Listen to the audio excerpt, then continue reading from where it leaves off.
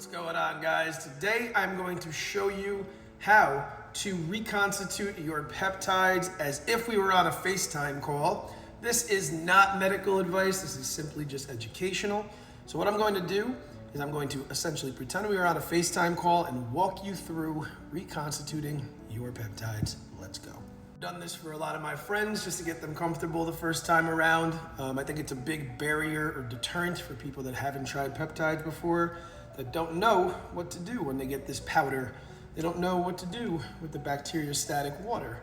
Let me show you how easy this is, and once you do it once, it becomes as easy as that.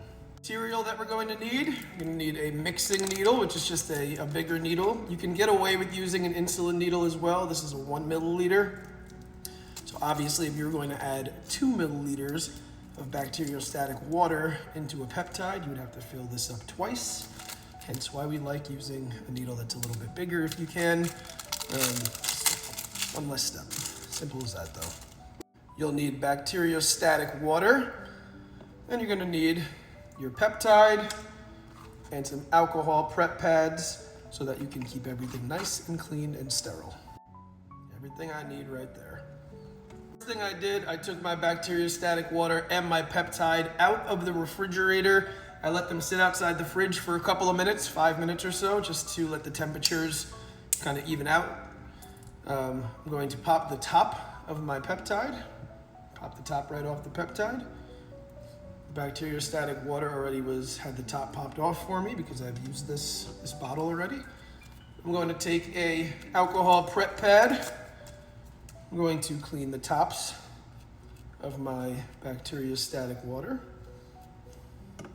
If you want to be extra safe, we'll use a second pad to clean off the top of the peptide. No infections, no bacteria, just like that. Rule of thumb, the bacteriostatic water, the amount that you use is not overly significant, but it does change the concentration of the peptide, meaning the more water you use, the more liquid you'll have to inject. But that is a good thing sometimes, because the more diluted the peptide is, the less of a burn you might get, the less of a histamine reaction for some peptides that are a little bit harsher on the skin. Again, it's really a preference thing, and you really just want to make sure that all of the powder at the bottom of your peptide gets dissolved properly, and it should be a nice and clear color. You should not see any fog or anything like that. So, if it's like that, that means that your peptide did not dissolve properly, or the molecules are a little messed up, or the pH levels are messed up. So therefore, we want to make sure that we're using the right amount of bacteriostatic water to get all of your powder off of dissolved, essentially. My little rule of thumb, I like to use 2 milliliters of bacteriostatic water for most peptides, for most of the 10 milligram peptides and things of that nature. For ones that are a little bit bigger, like this MOTS-C has 40 milligrams, I might go up to 3 milliliters of water.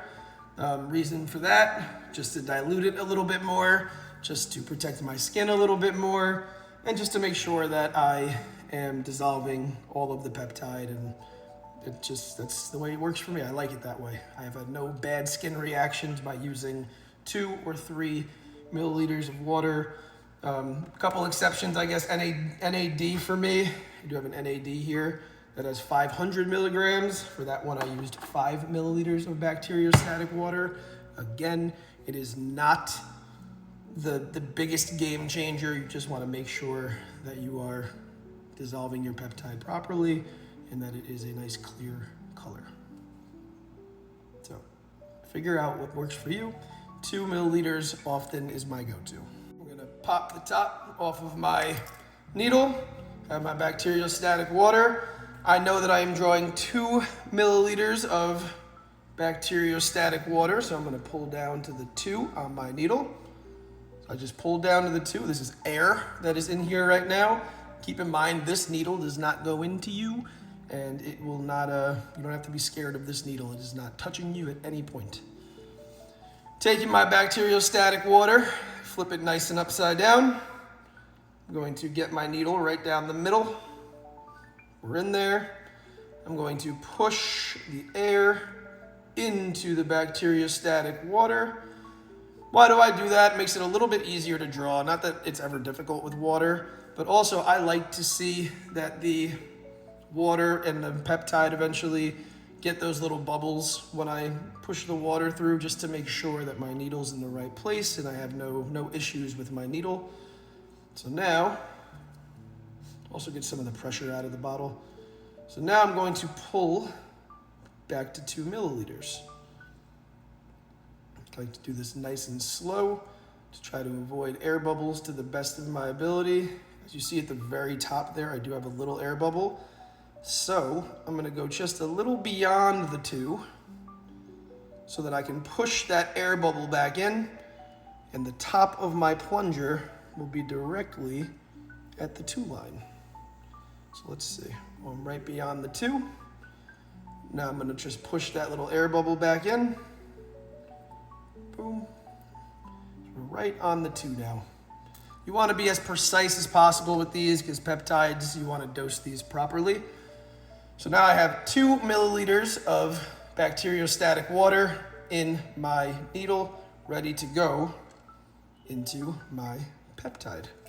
One thing to keep in mind about these vials are that they are pressurized. So often when you put your needle into the peptide, it will try to push the water through very aggressively on you without you pushing the plunger. It'll try to just shoot the water without you pushing it. So when I put my needle into the vial, I am trying to basically hold the plunger a little bit so that it doesn't shoot the water in without me essentially guiding it. Reason for this, peptides are a little bit sensitive, therefore you do not want to be splashing them directly with water. You want to try to ride the sides of the wall with the water. You want it to basically drip down the side of the wall so that it does not affect the molecules and does not just attack into the peptide. So let's try to avoid the aggressive pull. So I stick my needle in to the peptide. It is trying to pull through my fingers right now, but I'm just holding it. It's nothing difficult. Holding it, I see that my needle's in there. I'm pointing it towards the wall of the peptide, and I'm just going to let that plunger make its way in pretty slowly. We're halfway there already. Dripping down the wall. And boom, 2 milliliters in. So now we take out our needle. Boom. And we have our peptide here. You do not want to shake your peptide aggressively. We don't need to shake them. The best method is to just roll it in your hands like this to try to get the powder off of the walls and try to get any of the excess powder to dissolve a little quicker. So we're just rolling it. If you shake it aggressively, again, the molecules can get all messed up and you'll have a cloudy peptide that does not, you would not want to put into your body. It wouldn't be as effective. So boom, we're rolling. Let's take a look. No powder. No powder on there, nice and clear. Hopefully you can tell on the camera. Nice and clear, beautiful, very well done. And that is how you reconstitute your peptide, just like that. That's the simple process. Obviously this video took a long time just because I was over explaining things, but it takes you literally 2 to 3 minutes. Put the water in, make sure it dissolves nicely. We're done. And I'm going to let this sit outside of the fridge for 2 or 3 minutes and then put it in the fridge. Do not use your reconstituted peptide for about an hour at least, just to let everything dissolve properly. You don't want to draw your peptide out, and if you're looking for 200 milligrams or micrograms, you don't know if it's dissolved entirely yet. So give it time to dilute, give it about an hour before you use it. Again, you don't have to use it in an hour. You can wait a day. You can wait as long as you need to wait. Peptides usually have about a 30-day lifespan, so you do want to use them once you mix them. But yeah, just give it an hour, let it mix.